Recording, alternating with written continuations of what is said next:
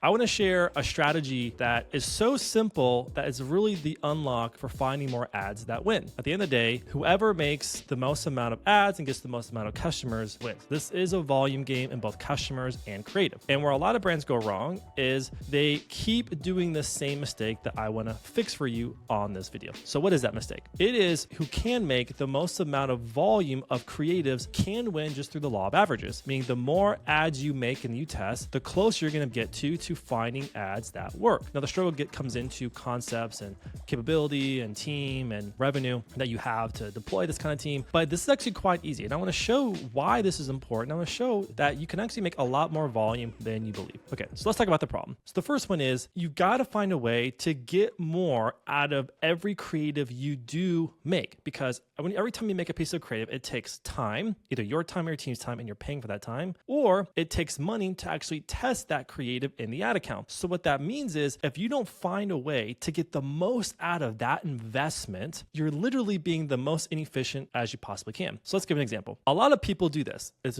extremely wasteful. Is they have a new ad concept, and they're making new ad concepts all the time, but each time it may take 45 minutes to make, 30 minutes to make, but every time you're only making one ad concept, what happens is if that one doesn't work, you literally just wasted all that time and investment. However, what you should be doing is with every new ad concept you make, giving it the highest possible chance of winning you possibly can. And the only way to do that is to extend its life, but to make variations of that. Because I don't know about you, but I am not perfect. I'm very good at what I do, and so is my team, but we're not 100% perfect, meaning we're not going to make one ad and we're always 100% accurate that one ad's going to scale. It's a law of averages. So what you should be doing is you should be making a lot of variations per one concept, because if you take 45 minutes to make one concept, but you take an additional 10 minutes to make 10 variations of that one concept, there's a much higher chance and likelihood that one of those 10 are going to work. Because if you don't do that, you're going back to this doom scenario where if it doesn't work, you kill it, and then you have to go through the pain and effort of going after a new concept, which is the worst possible way and the most inefficient way of making and testing ads. So for example, here's a brand that we do this for. This brand, instead of making just one concept, will make many variations per that one concept. Because what if the one concept you made, it was just the wrong copy, but the concept was fine,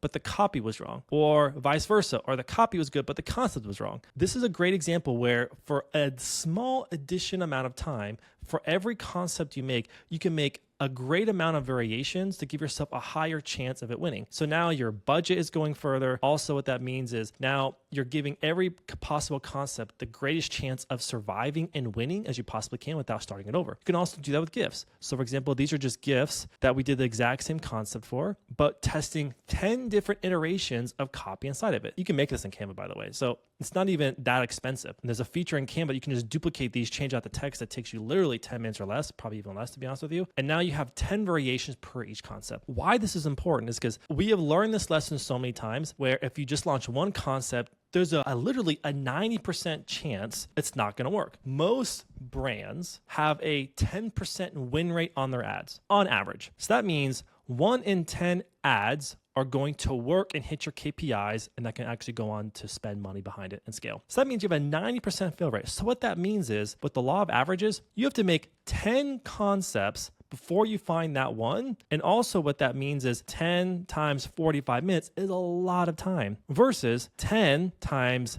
55 minutes is way more efficient. Let me show you how this pans out. So this is that brand that we work with, for example, that they're actually scaling, doing really well right now. We took all these, put them in DCT, dynamic creative testing, and look at this. Variation number 9 was the one that became the winner. So what that means is if we lived by this philosophy of just one concept, we never would have found these. And through the law of averages, because 1 out of 10 ads typically will hit a KPI and go off to spend money. So we're giving ourselves a higher chance of success by for each concept having 10 in there so that hopefully 1 out of the 10 goes on to work. So in that DCT, number 9 pumped and crushed, right? So that means the first 8 didn't.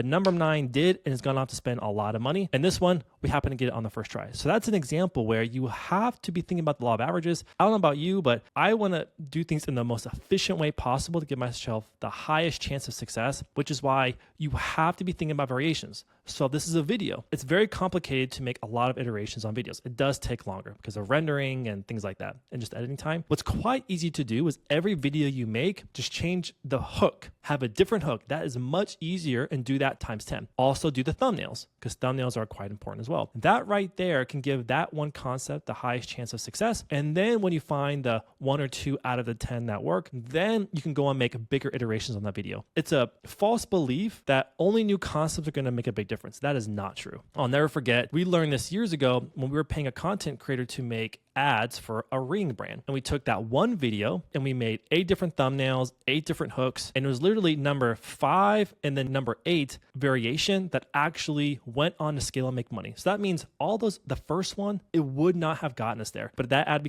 went on to be one of our greatest ads in that account. That's just a really great reminder that yes, you want to think about new concepts, but don't miss the chance that you probably have right in front of you assets that will already work and already scale and make money. If you just put a little extra time, in this case, 10 minutes extra time to come up with a bunch of different extra variations, you'll be shocked to find out how well it's performed. And just for reference, how things are looking in that account is we have one campaign, it's a CBO. Each ad set is just a new concept that we're running, a new ad concept, and it's using dynamic creative. Quite simple, but it's crushing. All right, so make sure in your next batch of creatives, just spend a little extra effort and time, increase your number of variations, and you will increase your chances of hitting a successful ad. If you have any questions, leave me in the comments. I answer all my questions. If you're interested in working with me, below is my calendar link. Click it, schedule link. I'll see you on the call.